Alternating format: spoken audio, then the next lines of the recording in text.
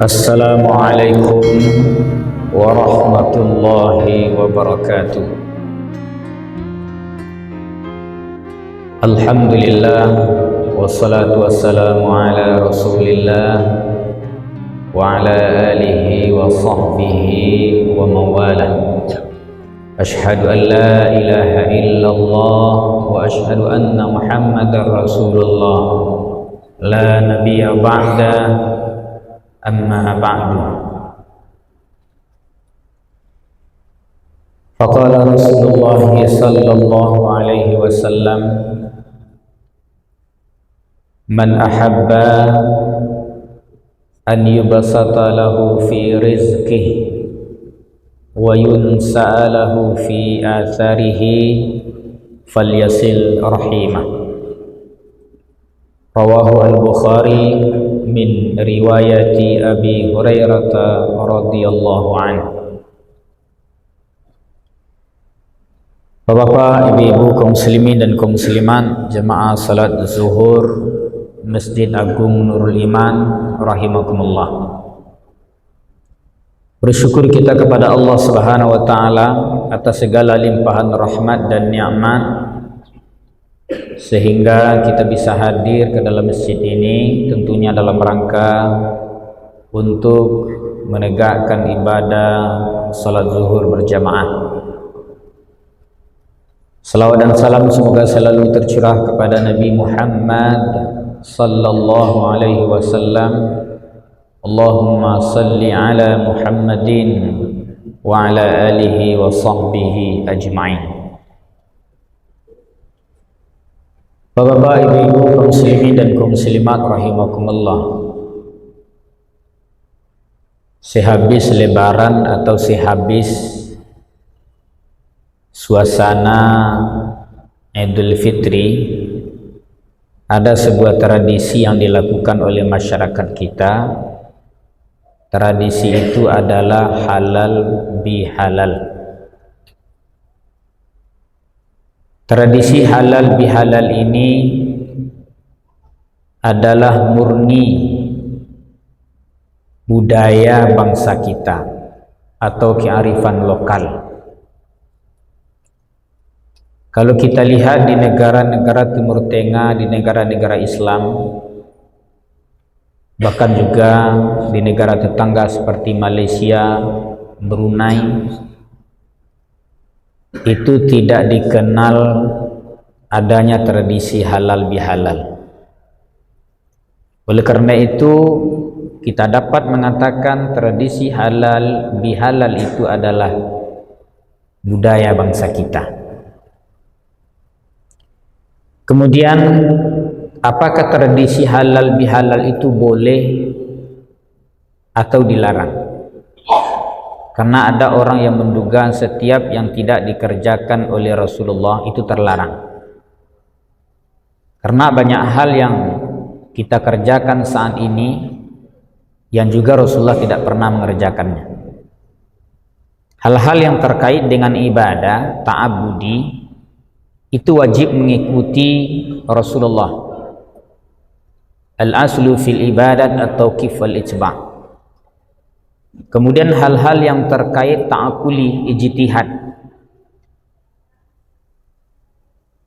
itu berdasarkan kepada kaidah al-aslu fi syai' al-ibahah.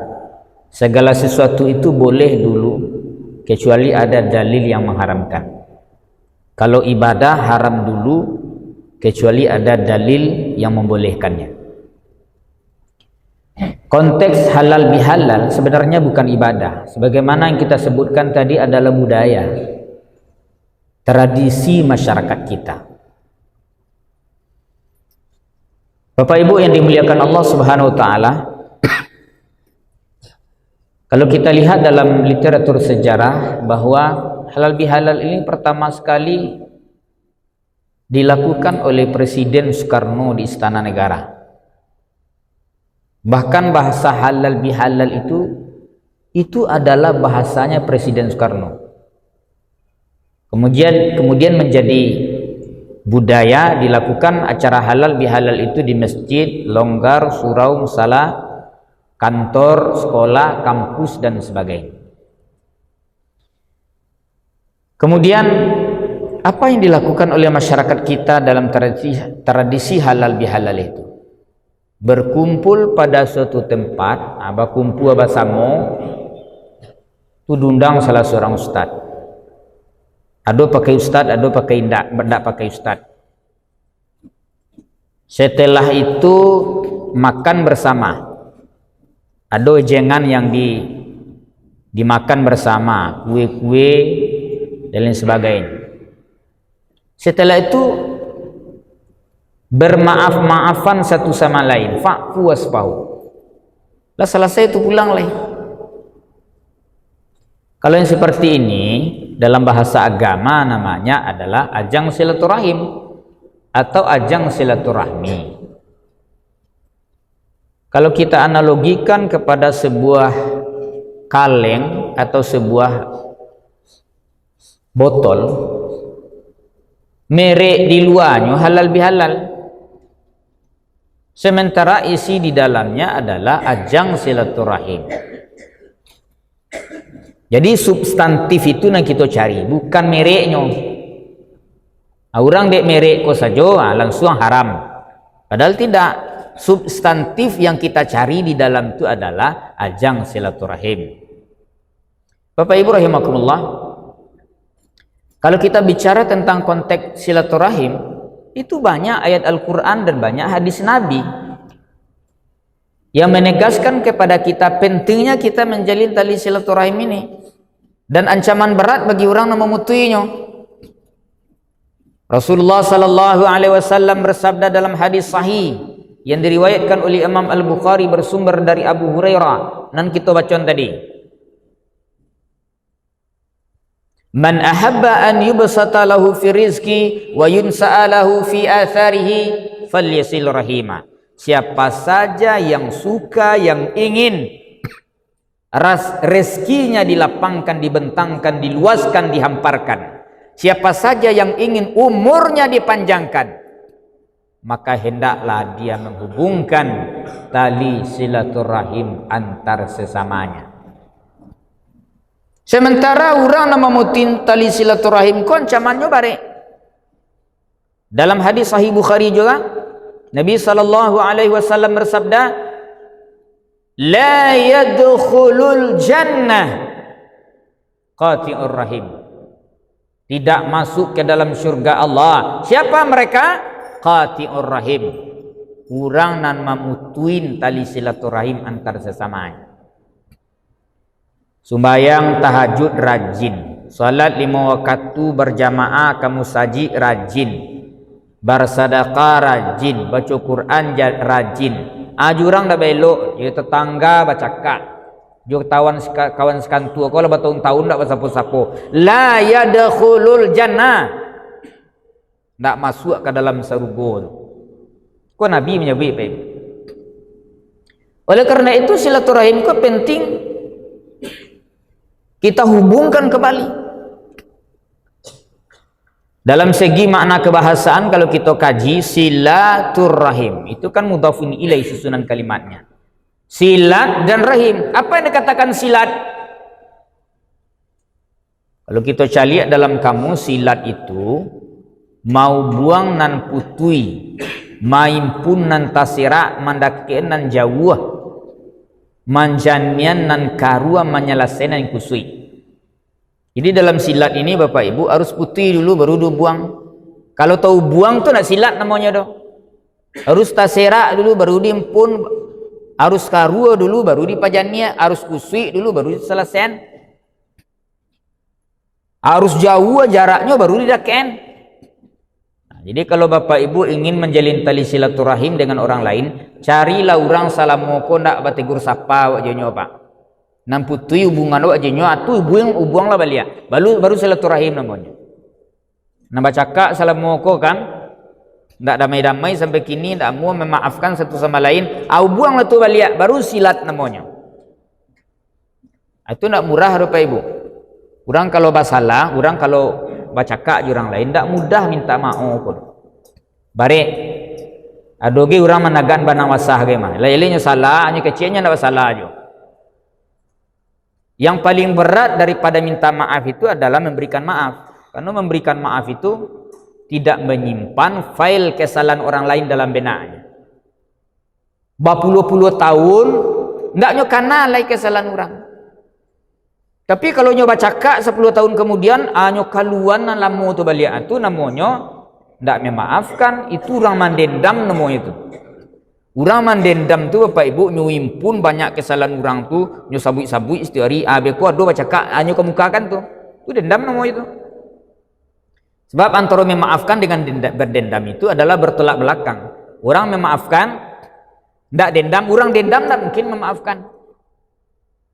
Bapak Ibu yang saya hormati, yang kedua ada kata rahim.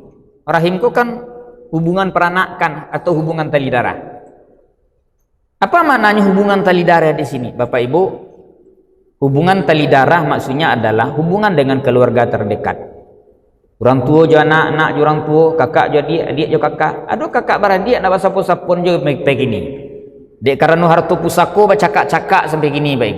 Kakak beradik tu malah. Baalo jurang jo dan diawak saya nak selesai doa. Aduh dua tali yang seharusnya hubungkan Bapak Ibu. Pertama, tali darah dari keluarga ibu. Yang kedua, tali darah dari keluarga ayah. Tali darah daripada keluarga ibu kita ini, kalau laki-laki, baik kakak baik adik disebut mama atau uncu. Kalau perusi disebut etek. Kalau wado pulang kampung lah jale mama disebut yo udahnya lah. Kemada aja mamaknya den ko mamang ko mabudang tu tanda silaturahim salamoko nak jalin ndak tentu mana mamaknya dinyo do padonya ka menakan ko jadi mamak so mah. Yang kedua adalah hubungan tali darah dari keluarga ayah. Keluarga ayah kalau di Minang ko namanya bako bae. Awak namanya anak pisang. Aiko na banyak kadang putui. Sebab acuk kita pulang kampung ke keluarga ibu saja, ke keluarga ayah tak.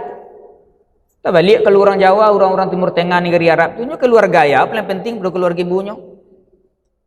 Karena awakku sebenarnya bibit awakku Bapak Ibu dari ayah, bukan dari ibu. Ibu tu sama sawah ladang.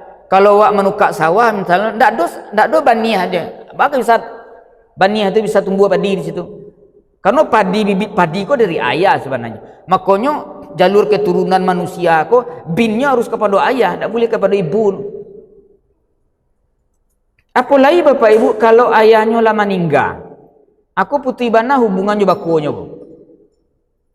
Misalnya ayahnya orang ketinggi, amaknya orang pesisir misalnya. Mungkin selagi ayahnya masih duit, baik ke rumah bako kok. Aduh kau bako sekali-sekali kau tinggi. Aku lah ayahnya lah meninggal. Ndaknya calik-calik keluarga ayahnya betul. Itu makasihnya awak lah memutin tali silaturahim tanpa kita sadari. Jadi Bapak Ibu yang dimuliakan Allah, halal bihalal itu adalah tradisi budaya bangsa kita. Substantifnya adalah menghubungkan tali silaturahim antar sesama kita. Nandake jonan jauh. Demikian semoga bermanfaat. Nasrul minallah wa fathun qarib wa basyiril mu'minin. Wabillahi taufiq wal hidayah. Assalamualaikum warahmatullahi wabarakatuh.